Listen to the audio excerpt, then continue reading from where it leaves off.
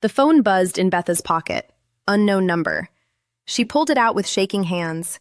The message was brief, accompanied by a photograph. "We have the girl.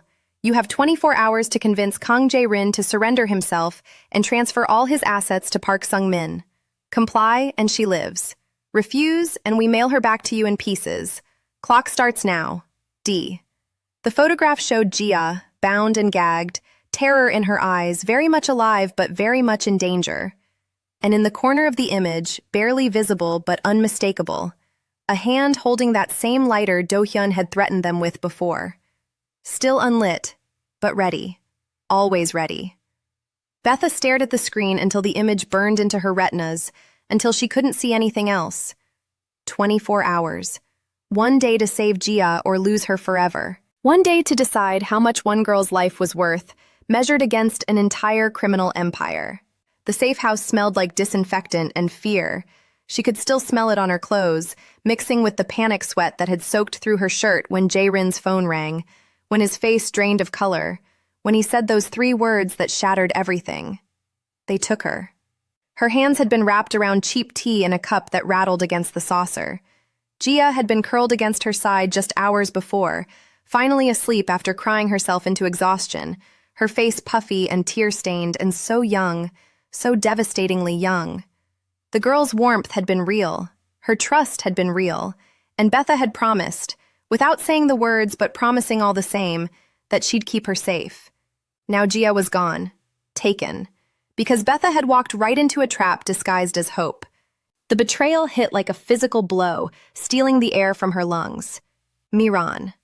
The whole meeting, the comprehensive files, the access codes, the desperate plea for protection, all of it was theater. All of it designed to pull them away from the one person who mattered most. Welcome back to Afro-Korean storytelling, my love. I know your heart is racing right now. If you're new here, parts 1, 2, 3 are in the description. You need to see how we got here. Like, subscribe, and tell us where you are watching from. The safe house smelled like disinfectant and fear. Betha sat on a couch that had seen better decades, wrapped in a blanket someone had given her, though she didn't remember who. Jia was curled against her side, finally asleep after crying herself into exhaustion. The girl's face was puffy, tear-stained, beautiful in that fragile way young people were when the world first showed them its teeth. Across the room, Jae-rin stood by the window with his phone pressed to his ear, speaking in clipped Korean to someone who kept disappointing him based on his increasingly tight expression. They'd been here for 3 hours, some apartment in Gangnam that looked deliberately unmemorable, the kind of place designed to be forgotten the moment you left it. Outside, dawn was trying to happen. Gray light seeped through the blinds, turning everything the color of old concrete. Betha watched it and felt nothing. The shock had worn off somewhere around hour 2, replaced by a numbness so complete it was almost peaceful. Almost. Her restaurant was a crime scene. Her neighbors had been terrorized. A man she'd trusted, or at least a man she'd thought was protecting her, had pointed a gun at her head and confessed to destroying her life as casually as someone discussing the weather. And Do-hyun was still out there, still moving, still planning whatever came next in this war she'd never asked to join. Miss Eze. Betha looked up. One of Jae-rin's men, she didn't know his name, had stopped trying to learn them after Min Seok, stood in the doorway holding a cup of tea. He was young, maybe mid-20s, with kind eyes that looked wrong in a face that belonged to someone who carried guns for a living. "You should drink something," he said in halting English. "Keep strength." She took the cup because refusing felt like more effort than accepting. The tea was cheap, bitter, exactly what she needed. The heat of it traveling down her throat was the first real sensation she'd felt in hours. "Thank you," she managed. He nodded and retreated, leaving her alone with her sleeping waitress and her racing thoughts that went nowhere productive.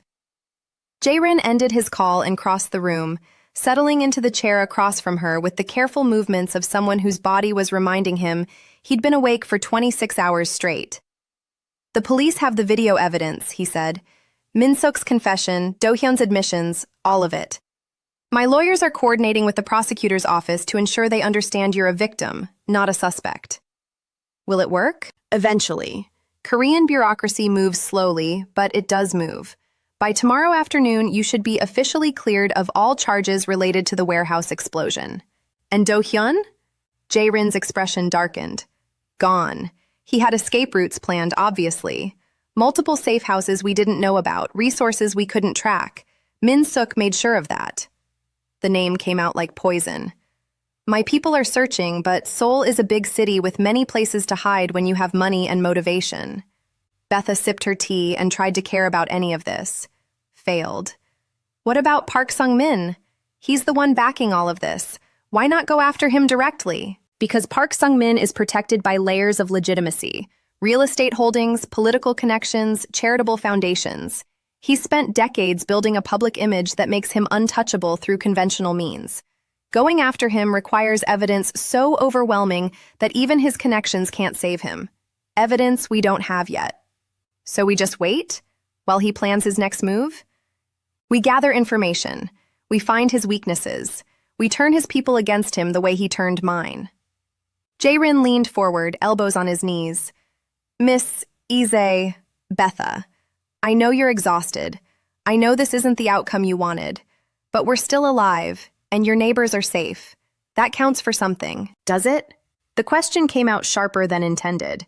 Mrs. Kim and Mr. Lee will never feel safe in their shops again. Jia is traumatized. My restaurant is destroyed, and all of it because I made the mistake of being convenient for your enemies. So, forgive me if I'm not celebrating our survival. Jae-rin absorbed this without flinching. You're right. You didn't ask for any of this. You're collateral damage in a war that has nothing to do with you. He paused. If you want to walk away now, I'll arrange protection until this is resolved. New identity if necessary, relocation costs, whatever you need to start over somewhere Do-hyun and Park can't reach you.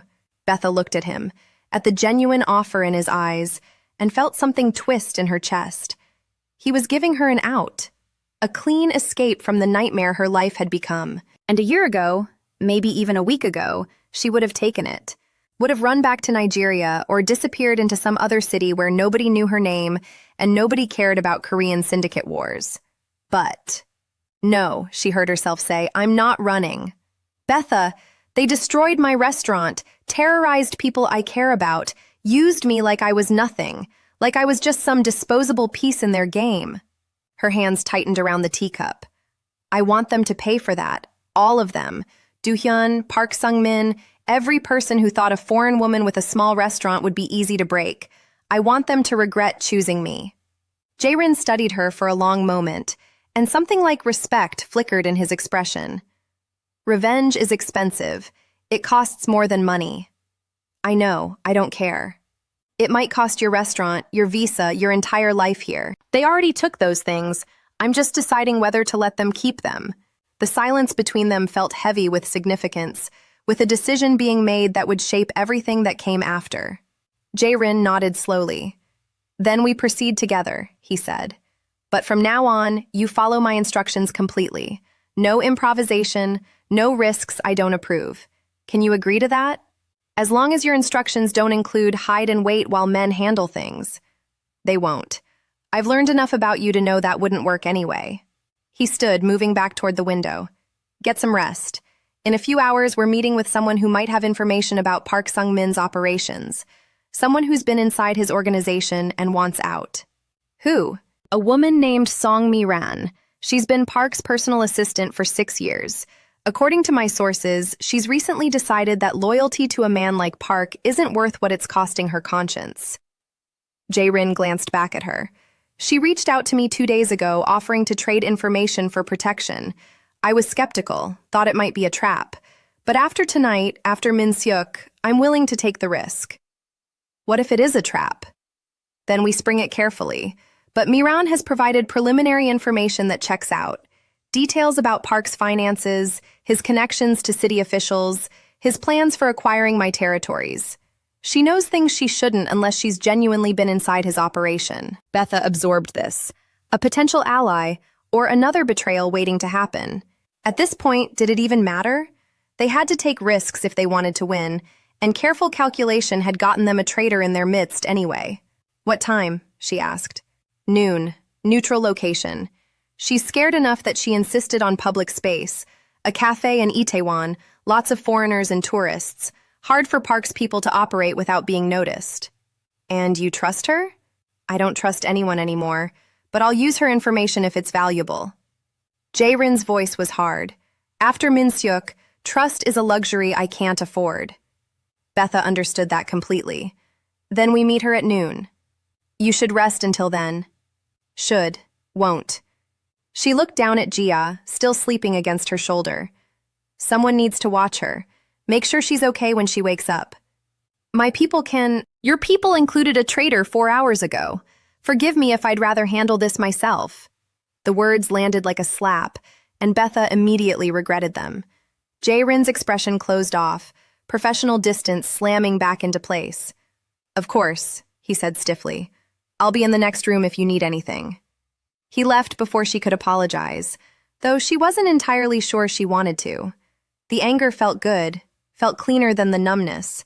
Better to be furious than empty. Jia stirred, mumbling something in her sleep.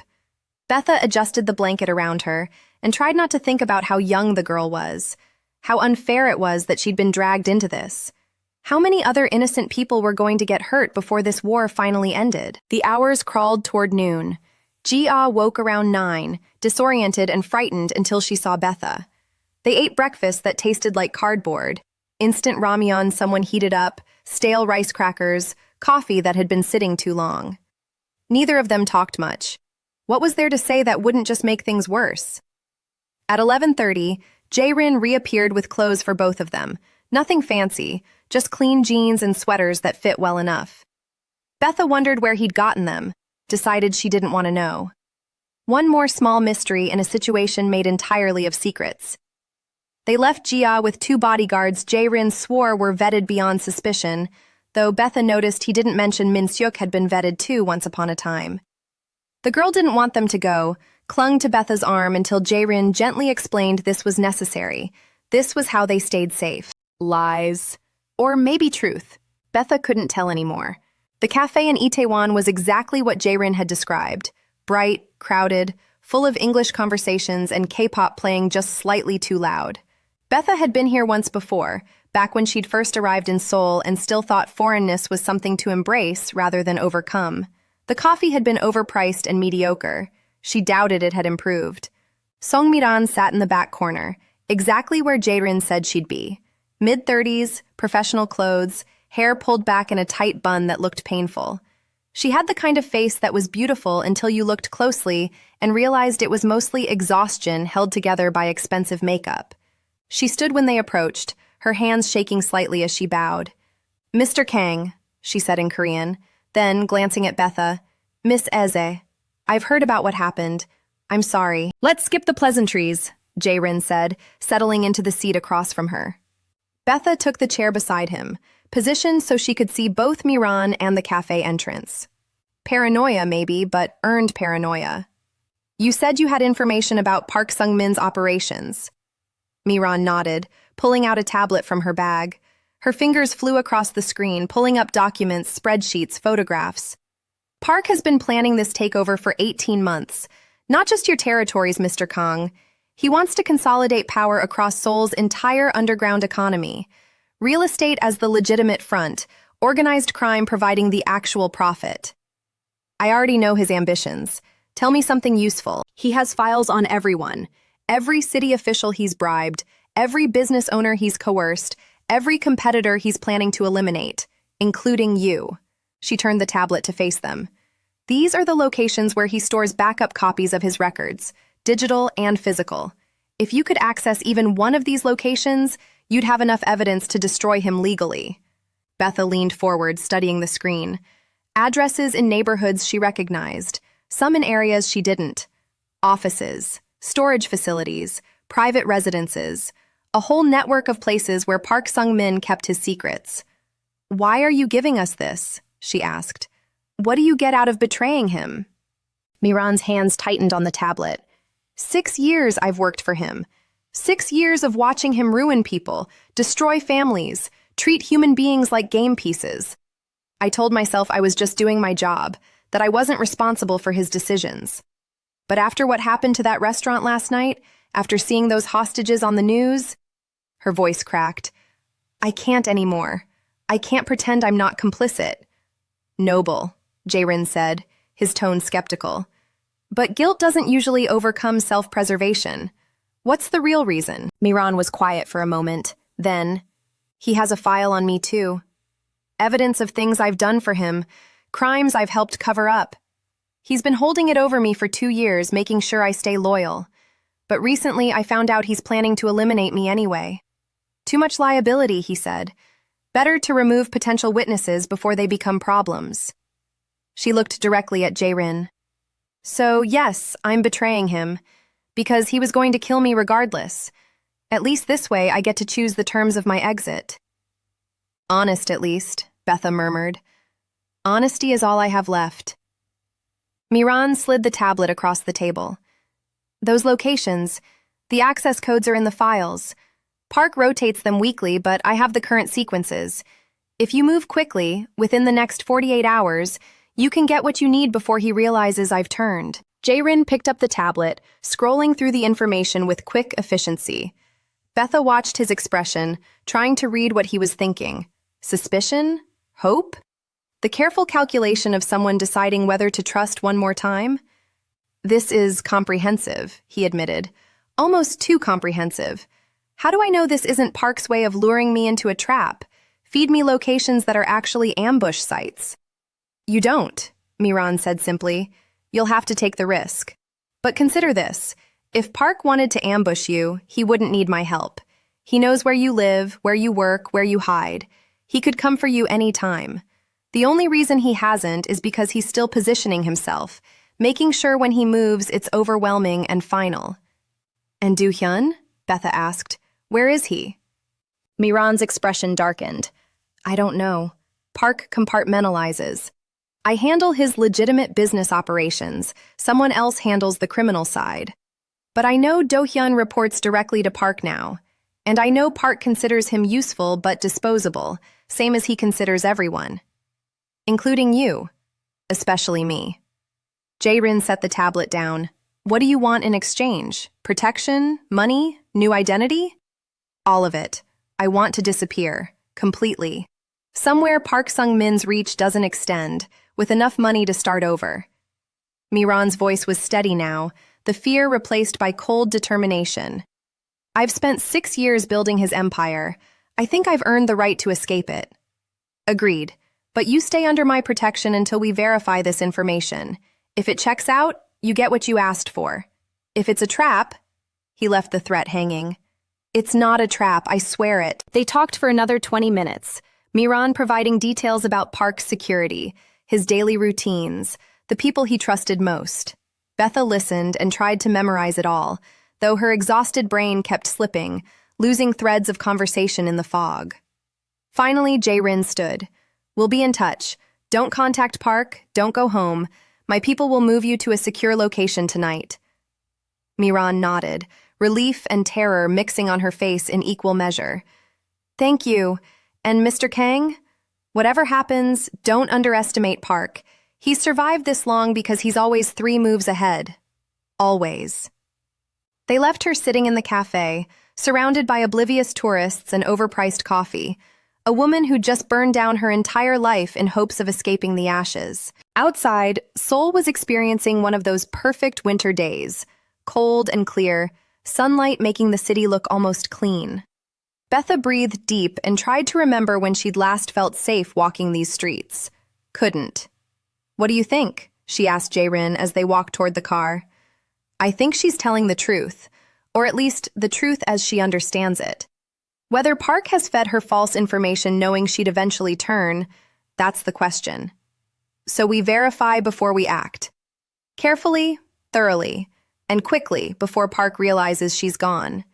He glanced at her. You should rest. Tomorrow will be complicated. Tomorrow and every day after until this ends. Betha stopped walking, forcing him to turn back. Jae-rin, can we win this? Honestly? He was quiet for a long moment, and she appreciated that he didn't immediately lie to her. I don't know, he said finally. Park Sung-min has resources I don't, connections I can't match. Min-suk's betrayal damaged my organization in ways I'm still discovering, and Do-hyun is unpredictable, which makes him dangerous. He paused. But we have something Park doesn't. What's that? Nothing left to lose. You've already lost your restaurant. I've already lost my most trusted man. We're operating from a position of having already been destroyed. That makes us dangerous in different ways. Desperate people are harder to predict than calculating ones. It wasn't reassuring exactly, but it was something. Betha nodded and they continued toward the car. They were 3 steps away when Jae-rin's phone rang. He answered it, and Betha watched his face drain of color. "When?" he demanded in Korean. "How many casualties? And Gia?" He listened, his expression becoming stone. "We're coming. Now." He ended the call and grabbed Betha's arm, already pulling her toward the car at a run. "What happened?" Fear clawed up her throat. "Jae-rin, what?" "The safe house. Park's people found it. There was an attack." The world tilted. "Gia?" "They took her. She's gone." Betha's legs gave out. Jae-rin caught her, his grip the only thing keeping her upright as her entire reality shattered into pieces. "No," she whispered. "No, you said she'd be safe. You promised." "My men are dead, both of them. Professional hit, fast and clean. By the time backup arrived..." His voice was tight with controlled fury. "I'm sorry. I'm so sorry." But sorry didn't matter. Sorry didn't bring Gia back. Betha's phone buzzed in her pocket. Unknown number. She pulled it out with shaking hands. The message was brief, accompanied by a photograph. "We have the girl. You have 24 hours to convince Kang Jae-rin to surrender himself and transfer all his assets to Park Sung-min. Comply and she lives. Refuse and we mail her back to you in pieces. Clock starts now. D." The photograph showed Gia, bound and gagged, terror in her eyes, very much alive but very much in danger. And in the corner of the image, barely visible but unmistakable, a hand holding that same lighter Do-hyun had threatened them with before. Still unlit, but ready. Always ready. Betha stared at the screen until the image burned into her retinas, until she couldn't see anything else. 24 hours. One day to save Gia or lose her forever. One day to decide how much one girl's life was worth, measured against an entire criminal empire. One day to figure out how to win an impossible game against people who held all the pieces. The phone buzzed again. Another message. "Oh, and Betha? Song Miran says hello." Funny thing about desperate people, they're so easy to manipulate when you give them exactly what they want to hear. "Thanks for leading us right to her. Park sends his regards. D." The betrayal hit like a physical blow. Miran, the whole meeting, the information, all of it was a trap. Not to capture them, to isolate them, to separate them from Gia long enough for Park's people to move. They'd been played from the start, and now Gia was paying the price. Betha looked at Jae-rin, saw the same terrible understanding dawning in his eyes. "It was all fake," she said numbly. "Miran, the files, everything. They planned this." "Yes, they wanted us away from Gia." "Yes. And we walked right into it." Jae-rin's hands clenched into fists at his sides, his face a mask of cold rage. "Yes." Around them, Seoul continued its indifferent motion. People walked past, laughing and talking. Traffic moved. Life happened. While somewhere in this city, a 19-year-old girl sat terrified and bound, waiting to find out if her life was worth enough to save. Betha felt something inside her crack open completely. Not despair. Rage. Pure, crystalline, clarifying rage. "Call Park Sung-min," she said, her voice steady despite everything. "Tell him we accept his terms." "Betha." "Call him. Tell him you'll surrender. Whatever he wants, he gets." She met Jae-rin's eyes. "And then we're going to kill every single person involved in taking that girl." "That's not a plan. I don't care. I'm done being careful. Done being smart. Done playing their games by their rules." Her hands were shaking again, but this time not from fear. "They took Gia because they thought she was my weakness.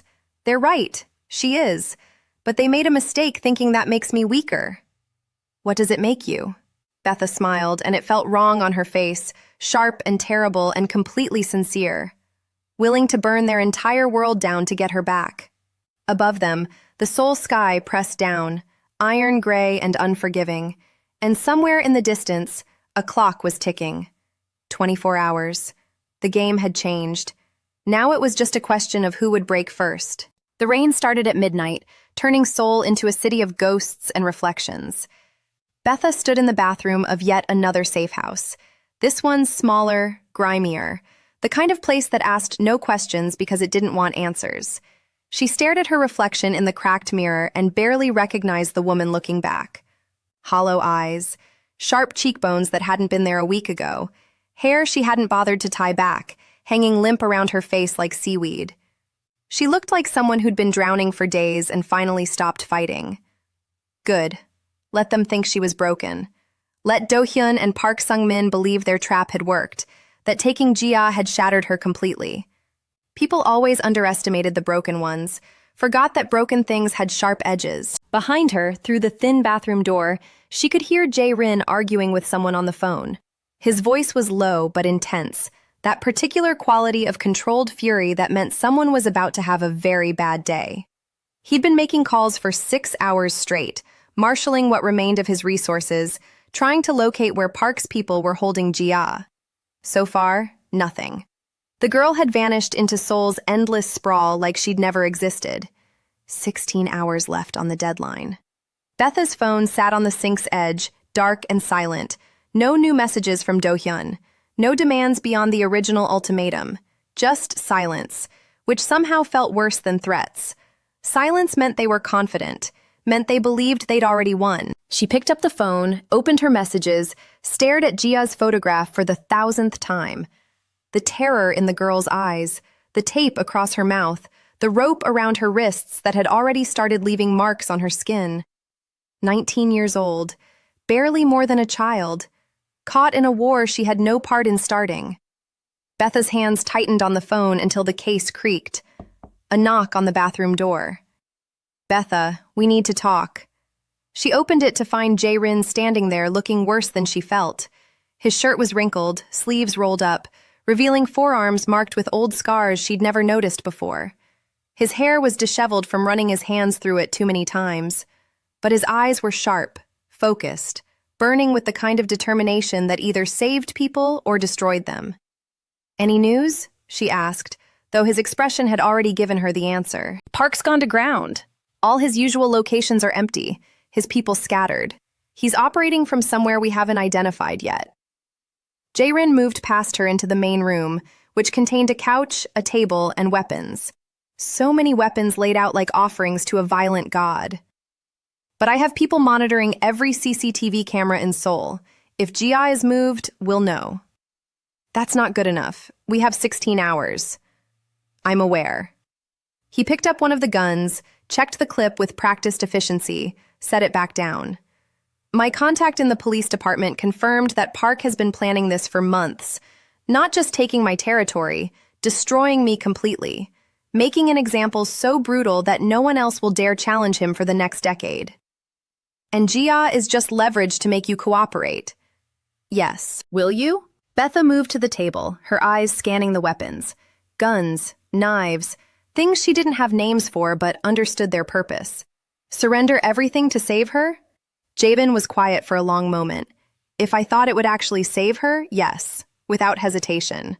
But Park Sung-min doesn't leave witnesses. Even if I give him everything he wants, Jia knows too much. She's seen too much. He'll kill her anyway after he's done using her." The words landed like stones in water, creating ripples of terrible logic. Betha had known this somewhere beneath her rage, but hearing it stated so plainly made it real in a way it hadn't been before. "So we can't negotiate," she said. "No, we have to find her, extract her, before the deadline forces our hand.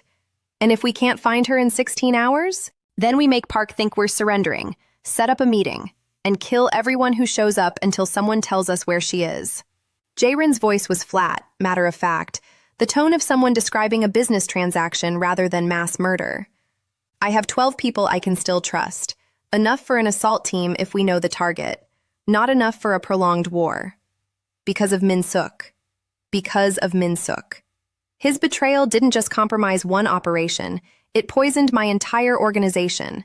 Now every person I employ is suspect. Every safe house potentially compromised. Every plan possibly leaked to Park before I even implement it."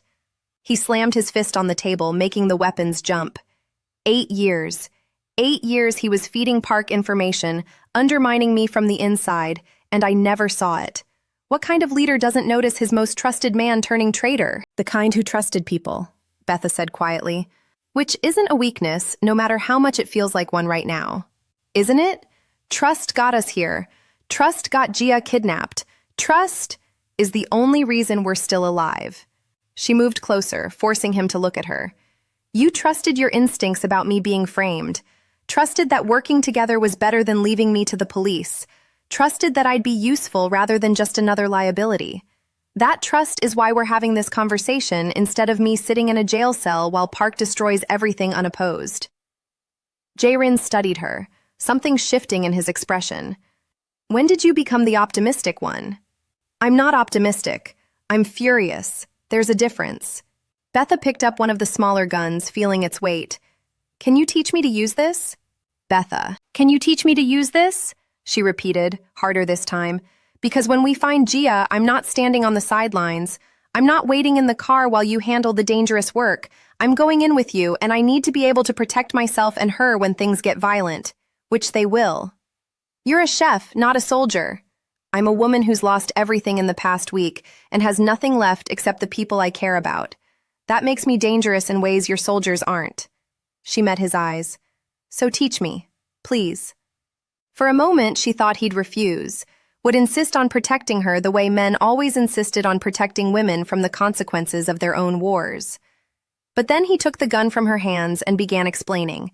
Safety, trigger discipline, how to aim center mass, how to breathe through the recoil. They spent an hour like that, Jae-rin teaching her to kill with the same patience he'd probably once used teaching his people legitimate business practices. Betha learned fast, driven by necessity and rage in equal measure. By the time he was satisfied she wouldn't shoot herself accidentally, the rain outside had intensified to a downpour that hammered the windows like it was trying to get in. 15 hours, one of Jae-rin's men announced from the doorway, young, scared, barely holding it together. Still no movement on the cameras. Keep watching. Triple the patrols around known park locations. Someone will make a mistake eventually. They always do. The man nodded and disappeared back into whatever room he'd been monitoring feeds from. Betha set down the gun and moved to the window, watching rain transform Seoul into something alien and beautiful.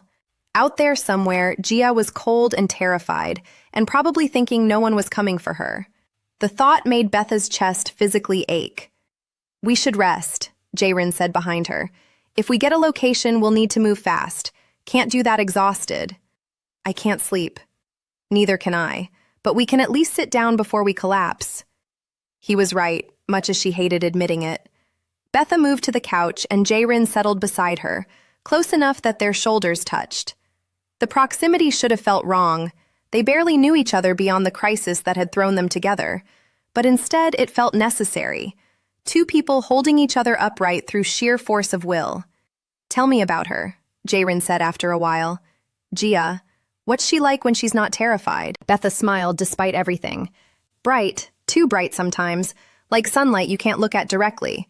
She laughs at everything, even terrible jokes, hums while she works, always trying to take care of people even though she can barely take care of herself. The words hurt but felt important to say. She deserves better than this. Better than me getting her involved in something so far beyond. Don't do that. Jae-rin's voice was sharp. This isn't your fault. Park chose to escalate. Do-hyun chose to betray. They made these decisions, not you. You're just the person they decided to sacrifice along the way. Doesn't make Gia less kidnapped. No, but it means the guilt belongs with them, not you. Betha wanted to believe that, couldn't quite manage it. They sat in silence for a while, listening to rain and distant traffic and the low murmur of Jae-rin's people working in other rooms. Time moved strangely, simultaneously too fast and too slow. Every minute that passed was 1 minute closer to the deadline, 1 minute less to find Gia. But every minute also felt like an hour, stretched thin by helplessness. Betha must have dozed eventually because she woke to Jae-rin shaking her shoulder, his expression urgent. We have something, get up. She was on her feet immediately, sleep falling away like water. Where? Abandoned factory complex near the Han River. Used to be a textile manufacturing plant. closed down 5 years ago. One of Park's shell companies owns it. He was already moving, grabbing weapons, shoving them into a bag. CCTV caught a black van matching the description from the safe house attack entering the complex 2 hours ago. Hasn't left. How sure are we? 60%. Could be a trap. Could be them actually using a location they think we don't know about. Only way to know is go and see. Then we go. Betha. He turned to face her fully. If this is real, if they're actually there, it's going to be violent. Park's people are professionals. They won't surrender, won't negotiate. We go in, we're committing to a firefight. I know. People will die. Maybe them, maybe us, maybe... He couldn't finish the sentence, but she understood. Maybe Gia, if they weren't fast enough. I know, she repeated. We go anyway. He nodded, something like pride flickering in his expression. Then let's end this. The drive to the factory took 30 minutes through rain that had turned apocalyptic. The windshield wipers couldn't keep up, making the world outside a blur of water and light. Betha sat in the back beside Jae-rin, the gun he'd given her heavy in her coat pocket. Around them, 3 other cars moved in loose formation, Jae-rin's entire remaining force. 12 people against however many Park had stationed at the factory. The odds weren't good. The odds didn't matter. They parked a block away and approached on foot, moving through shadows and rain like wraiths. The factory complex loomed ahead, all rusted metal and broken windows, the corpse of industry slowly being reclaimed by nature. A fence surrounded it, topped with razor wire that gleamed when lightning flickered. Jae-rin's people moved with professional silence, cutting through the fence, slipping inside. Betha followed, hyper-aware of every sound, her breathing, her footsteps, the rain hitting concrete. They crossed the courtyard toward the main building, where a single light burned in a third-floor window. Too obvious. Too easy. Trap, Betha's instinct screamed. This is a trap. But they were committed now. Had been committed from the moment Do-hyun took Gia. They breached the building through a loading dock, guns up, moving in that careful way trained people moved through dangerous spaces. The interior was dark, illuminated only by flashlights and occasional lightning through broken windows. Machinery sat abandoned, covered in rust and graffiti. Water dripped from holes in the ceiling, creating small lakes on the concrete floor. And silence. Too much silence. Spread out, Jae-rin whispered. Pairs, check every room. She's here somewhere. His people dispersed like smoke, leaving Betha and Jae-rin alone in the cavernous space. He moved forward and she followed, the gun in her hand feeling more real with every step. They climbed stairs to the second floor, the third, each level revealing more abandonment, more decay, more nothing. Too empty. Definitely a trap. The third floor stretched before them, a long corridor with offices on either side. Most doors hung open, revealing spaces gutted of anything valuable long ago. But at the far end, light spilled from beneath a closed door. Jae-rin held up a fist. Stop. They waited, listening. Betha could hear her own heartbeat, loud enough that she was sure everyone in the building could hear it too. Then, faintly, a sound. Muffled. Like someone trying to scream through tape. Gia. Betha moved before thinking, before Jae-rin could stop her. She ran toward that door, gun up, fear transformed into something sharp and focused. Behind her, Jae-rin cursed and followed. She hit the door with her shoulder and it flew open. The room was empty except for a speaker on the floor, playing that muffled screaming on loop. Bait. Betha spun around just as the corridor erupted in gunfire. Muzzle flashes in the darkness, the deafening crack of weapons discharging. Jae-rin grabbed her and pulled her behind a wall as bullets chewed up the space where she'd been standing. Down! He shouted, returning fire. Get down! Betha dropped to the floor, her heart trying to escape her chest. This was nothing like Jae-rin's calm instruction. This was chaos, violence, death flying through the air at supersonic speed. More gunfire from downstairs, shouting in Korean. Jae-rin's people had engaged with whoever was down there. They were surrounded, she realized, trapped on the third floor while Park's forces closed in from multiple directions. Jae-rin was speaking rapidly into his radio, coordinating, trying to turn disaster into something survivable. Betha pressed herself against the wall and tried to remember how to breathe. A figure appeared in the doorway, one of Park's men. Betha didn't think, just raised her gun and fired. The recoil shocked her, But the man went down, clutching his leg, screaming. She'd hit him. She'd actually hit him. The knowledge should have made her feel something. Didn't. "We need to move."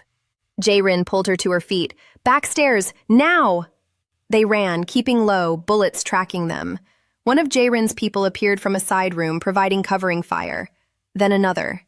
They were regrouping, forming a defensive line as they retreated toward the back of the building. The stairs down were narrow, treacherous with water and debris. Betha slipped twice, caught herself, kept moving. Behind them, the firefight continued, a symphony of violence that would bring police eventually, if any neighbors had bothered to call. They reached the second floor and Betha saw her, Gia, tied to a support beam in what had been a break room, alive, terrified, very much real and not a recording. "Gia!" Betha broke away from Jae-rin, running toward the girl. "Wait!" Jae-rin shouted. "Betha, wait!" She didn't wait. Couldn't. That was her girl, her responsibility, her fault for being there. Betha crossed the distance and started working at the ropes, her fingers clumsy with adrenaline. "It's okay," she said, pulling the tape from Gia's mouth. "It's okay, I've got you." "Uni," Gia sobbed. "It's a trap. They said you'd come. They wanted you to." The laser sight appeared on Betha's chest, a small red dot that meant someone had her perfectly lined up. Time slowed. Betha saw the shooter across the room, emerging from shadows, rifle raised, saw his finger tightening on the trigger, saw her death approaching at 3,000 feet per second. Then Jae-rin was there, throwing himself between her and the gun. The shot that should have killed Betha hit him instead, punching through his shoulder with a sound like meat being tenderized. He went down hard, blood spreading across his white shirt like spilled ink. "No!" Betha dropped beside him, her hands immediately going to the wound. Blood. So much blood. "No, no, no!" Jae-rin's people swarmed the room, neutralizing the shooter, securing the space. Someone was cutting Gia free. Someone else was trying to pull Betha away from Jae-rin so they could treat him properly. She wouldn't move. Couldn't. "You're okay," she said, and her voice sounded strange, distant. "You're going to be okay. You have to be okay." Jae-rin's hand found hers, gripping weakly. His face was pale, lips pressed tight against pain. But his eyes were clear, focused on her with an intensity that hurt to witness. "Worth it," he managed. "You're worth it." Then his eyes rolled back and he went limp in her arms. "No!" Betha screamed, shaking him. "Stay awake! Jae-rin, stay with me!" One of his people, a woman with medical training, she said, pushed Betha aside and started working. Pressure on the wound. Something about arterial damage. An ambulance that was already en route. Betha sat back, her hands covered in his blood, and watched them try to save the man who'd just taken a bullet meant for her. Gia crawled over, wrapped her arms around Betha, crying so hard she could barely breathe. Betha held her automatically, but her eyes stayed fixed on Jae-rin's pale face. He'd stepped in front of a bullet for her. This man she barely knew, who'd been dragged into her crisis the same way she'd been dragged into his, had decided her life was worth more than his safety. "Worth it," he'd said, like she was something precious instead of collateral damage. Around them, the factory groaned and settled, rain finding new ways inside, washing away blood and evidence and the clear lines between victim and villain they'd all been pretending existed. Sirens wailed in the distance, getting closer. Jae-rin's chest rose and fell, shallow but steady, still breathing, still alive. For now. But the woman working on him kept glancing at her watch, her expression growing more grim with each passing second. Too much blood lost. The ambulance was still minutes away, minutes they might not have. Betha looked down at her hands, at Jae-rin's blood mixing with the rain and her own tears. Looked at Gia, traumatized but safe.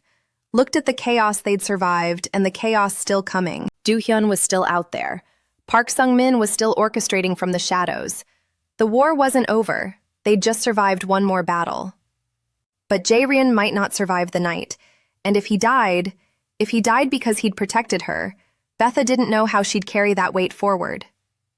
The medic looked up, her face grave. "His pulse is weakening. Where's that ambulance?"